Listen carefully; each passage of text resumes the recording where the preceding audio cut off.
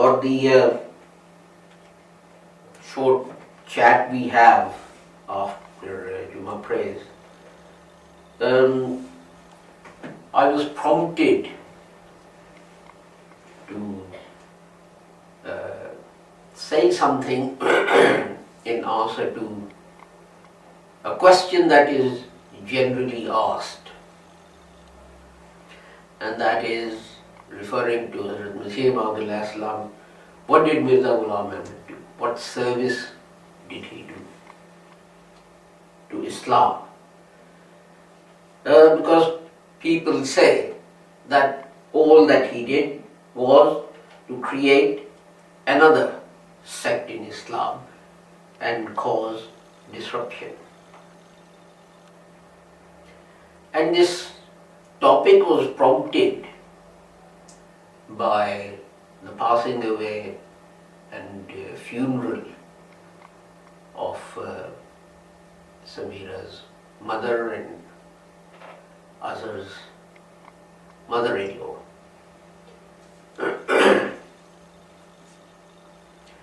At the time of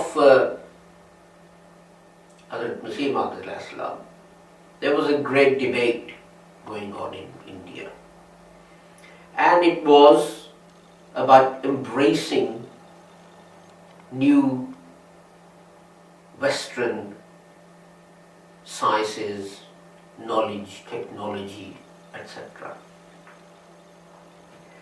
And this debate had started many years earlier,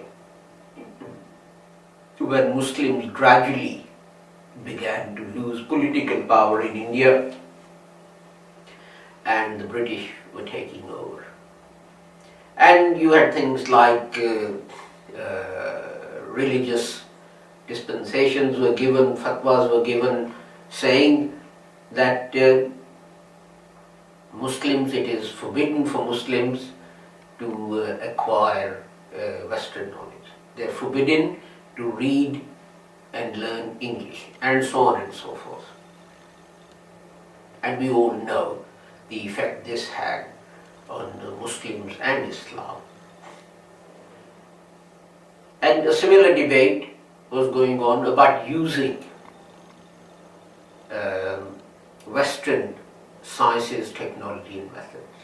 There was a debate about whether paper currency was halal or haram.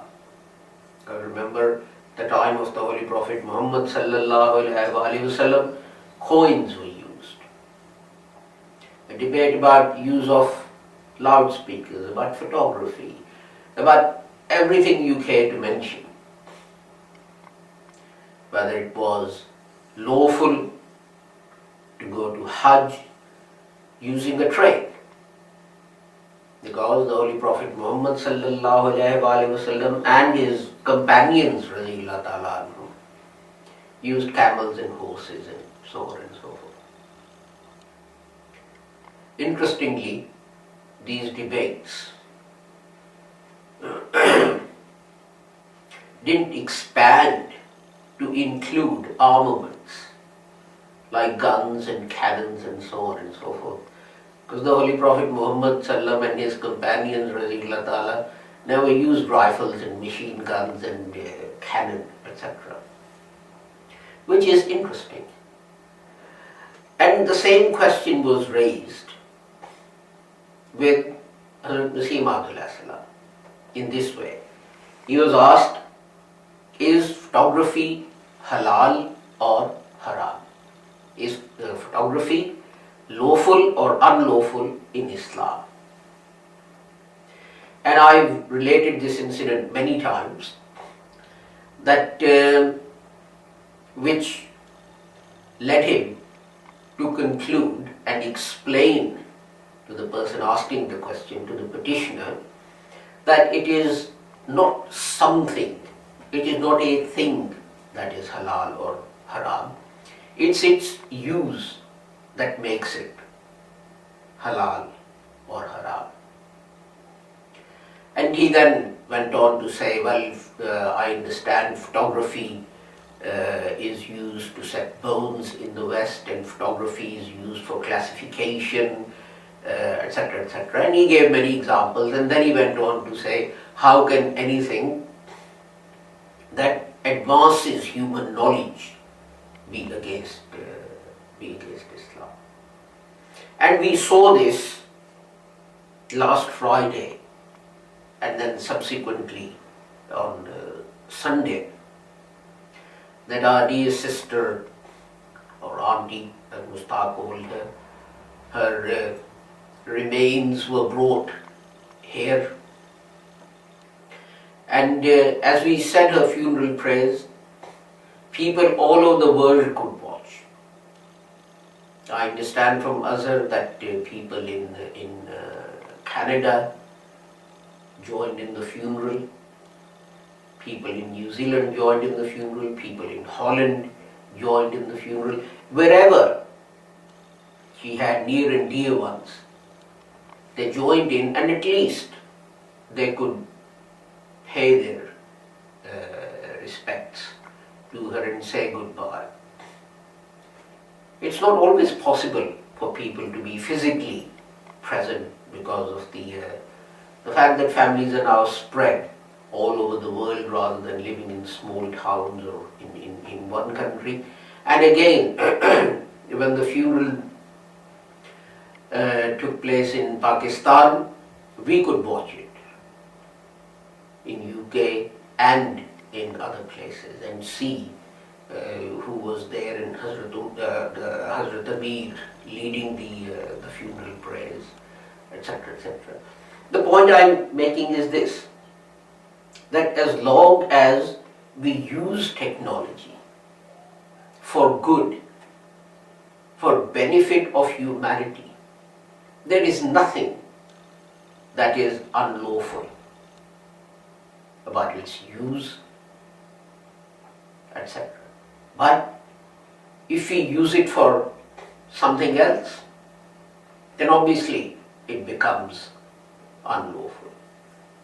An example could be, the use of stem cells and DNA and all these kinds of things.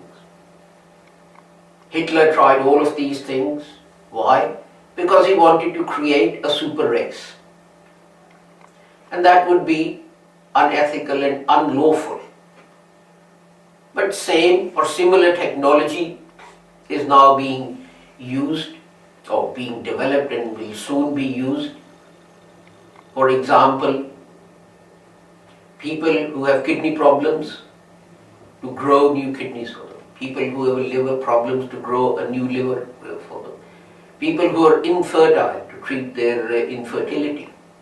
And many other diseases and problems that people have will be cured through this. But it is sad that Muslims haven't learned anything from the past.